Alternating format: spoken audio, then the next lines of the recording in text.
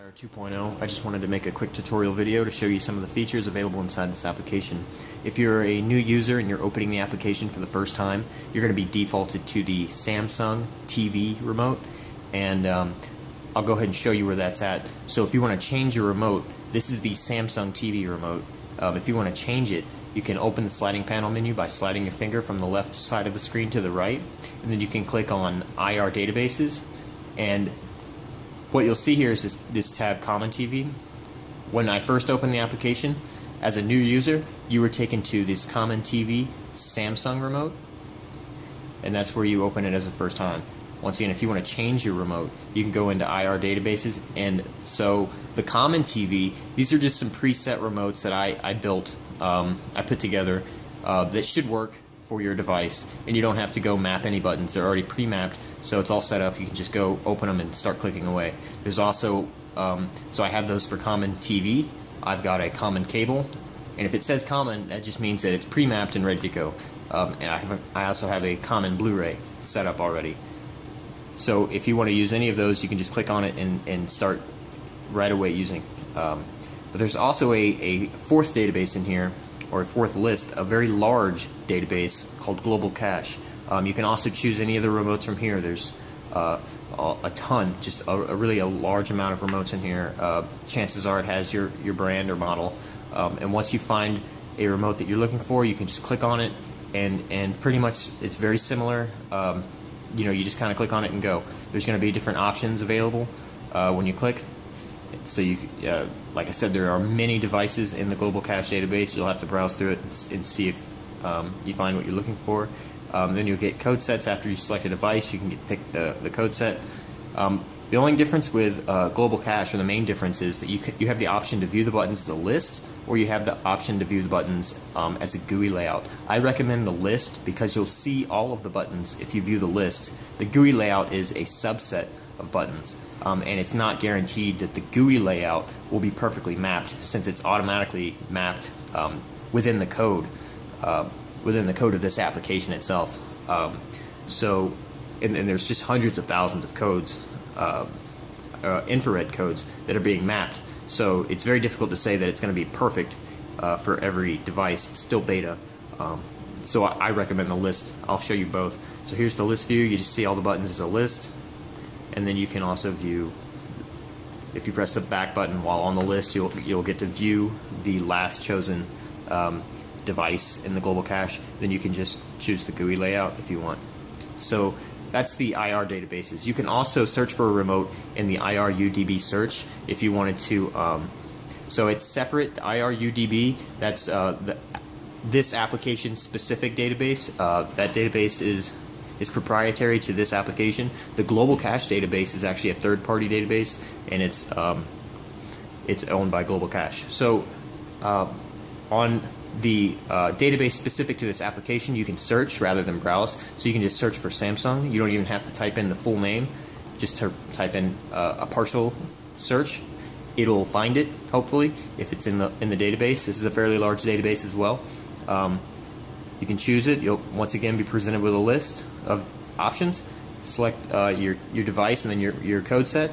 And on the IRUDB, you're not given the option for a GUI. It's just the list. But you can map these buttons to a GUI, and I'll explain that in a minute. But basically, here are the buttons. You can click them and press them after you've searched for your device, and it should work on your model. So that's the IRUDB search and the IR databases. Now you also have this saved remotes down here. So on the IR databases and the IRUDB search, especially the IRUDB search is nothing but a list of buttons. It has no GUI at all. And the IR databases, it has a GUI, but you can't really manipulate the GUI. You can't change the background skin, you can't change the button backgrounds, you can't change the colors, the text, the IR codes, you can't swap them around, you can't move them. But with the saved remotes, you can do all of that. So I want to explain how to make saved remotes. So you can make saved remotes either from the IR database's GUI. So when you're on one of the remotes that has a GUI, you can save it directly, or you can save a remote from inside the saved remotes section. So let's do both real fast. So if I'm in IR databases and if I'm on Samsung, That's where we were when we first opened the application. You'll notice here we have this button down here on the left, this save icon. We can press this to save the app. We also have this icon down here. This will take us to the number pad. So if you want to go to the number pad, you can press this button, and to go back, press the button again. You can also get to the number pad by sliding your finger to the right and then sliding to the left, which is different from sliding from the left edge of the screen.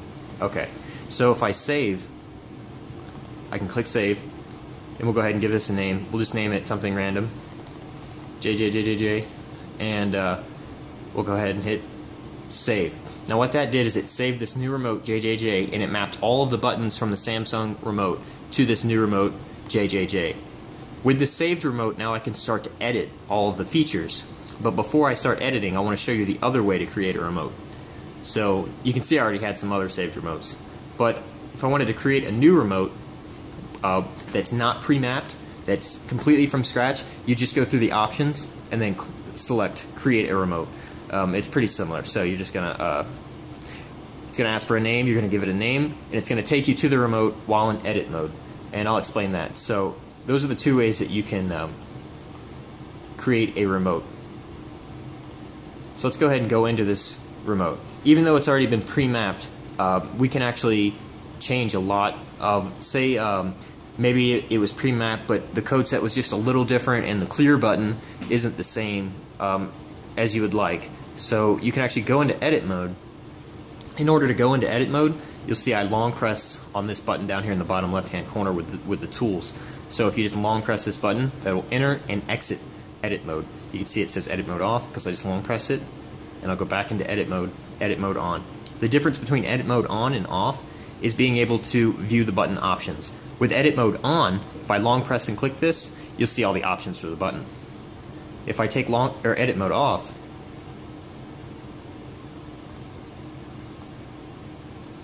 so edit mode's off, and I long press the button, instead of pulling up the options, it's actually sending a repeat code. So it's sending volume down multiple times, so that way you don't have to repress it.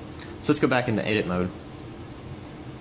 So edit mode's on. Now I can long press a button for that button's options. If I want to go back to what I was saying earlier, if maybe this clear button wasn't the one we wanted, even though it's already been pre-mapped, we can remap a button.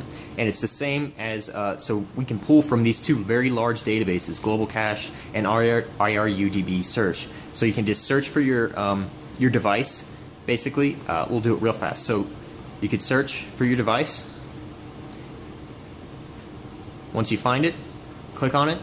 Look for the model and the code number that you're looking for, and then so we were on that clear button. Now we can remap that clear button to any of these buttons here. So let's just map it to let's see if we can find another clear. Well, it's gonna, you know, honestly, it's a we'll just put it with exit. But there's plenty of different code sets. You can find a clear in there.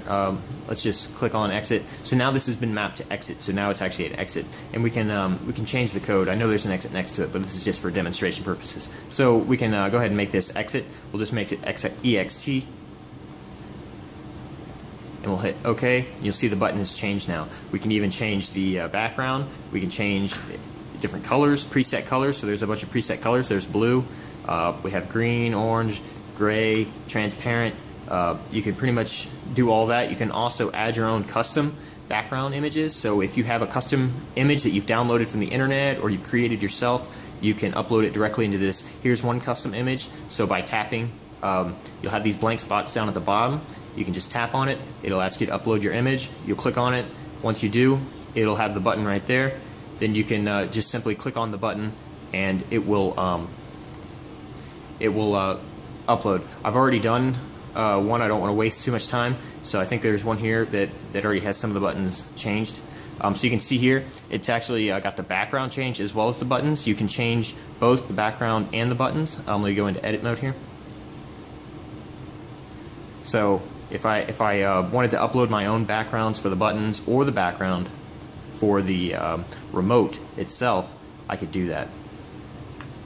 So there you go. You can see that that's been updated. I can also change the background by quick pressing this button over here on the bottom left. The same button that enters and exits edit mode. If you just quickly press it, it'll give you the options to.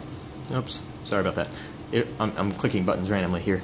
it'll give you the ability to change the background. So if I go down to the bottom here, you can see I've already uploaded a custom background. But once again, if you have an image that you downloaded or created yourself, you just click on it, and then you can it'll appear in the list, and you can just click on it from the list. And you can also use some of the presets. You got some preset colors if you don't already have your own backgrounds. So let's go back into our saved remote here. Let's go into the JJJ, and so you can see here that we did change this button color. Let's go ahead and whoops, I didn't mean to do that. Let's go back into edit mode. Let's go ahead and go back into edit mode, and then we'll long press this. We'll change the background back to gray. Okay, so now it's back to stock, and we can also change a few other things I just want to show you real quick. We can do things like drag and drop the buttons around. So if I wanted to rearrange some of these buttons, I most certainly could by just dragging and dropping them wherever I wanted to. I'm not going to do a very good job right now because I'm in a demonstration and I'm holding a mouse, but you can see I just moved these. Maybe I just want to shift them around. You can drag and drop and fine tune, so maybe you don't get them perfectly aligned the first time. You can fine tune them with a separate tool here in a second. So you can just hit save. And now your buttons have been saved. They're already put in their position. Now you can't move them anymore. And you can press them and use them again. And if you say, okay, well, this isn't exactly lined up the way I want it, you can even fine tune it with the fine tune option right here. And this will let you adjust the X and Y accordingly. So you can also change the size in very much the same way. So if you wanted to make some of these rectangular buttons square, or if you want to make them bigger or smaller or whatever, you can do that. Finally, if you're on a well, either device, you can always add your own custom IR code. So if you have your own IR code, either it's hexadecimal or in decimal, then you can add it to the remote yourself. If you have an HTC, I'm actually demoing this on an HTC, you can actually read remote codes from physical remotes. So if I click on custom remote, you can see here that there's two options. I can either copy and paste the code in. So if I already know the code, I found it online, I've got the text copy of it, I can just go ahead and copy and paste it right in.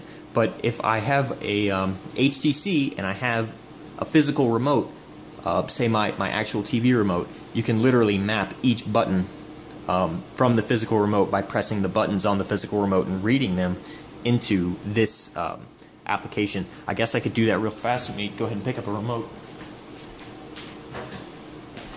So here I've got this Samsung remote. Let me try and pop it in here. Okay, so I'm gonna go ahead and do this real fast. I'm gonna say read from remote. So if I wanted to apply the copy code, so this would be copying and pasting a code, you could do that, or I'm just going to show you real fast how to read from remote. It's going to tell you the instructions. Basically, place your phone or your remote, this thing, right in front of the screen, and then go ahead and press read IR code. Now it's going to say listening for IR code. You're just going to push the button, and it's going to say IR code mapped, and that's it. So I just mapped the code to that button. So it's just that easy. Volume up, if I wanted to do this, custom code, read from remote, read IR code, wait for a second, and then press the up button. IR code mapped. Now this is now mapped to my physical remote, which is right here. So that's those parts. So basically, I showed you that you can create completely custom remotes by uploading your own buttons and your own backgrounds. You can change the text, you can change the colors, you can make them transparent or buttons transparent. You can upload your own IR codes or choose from the databases. Also, you have the option to integrate your TV listings, EPG. So if you have TV Guide or TV listings for Android downloaded, then you can automatically have that integrated into the app, just like that. So now I've got my TV Guide. I don't have to wait to go search around. I can just go see what's on TV, go back, and I'm already in my remote and changing channels. You can also go to the settings to do a few things. So you have haptic feedback, such as vibration, if you want your buttons to vibrate. If you want helpful hints, which is kind of from the older version, enabled or disabled, you can back up and restore. If you want to, and also you can import remotes. So importing the remotes is, if you had my previous application, IR Universal Remote, and you had upgraded and created saved remotes anytime after July 27th of 2014, then you can import those remotes directly into this application.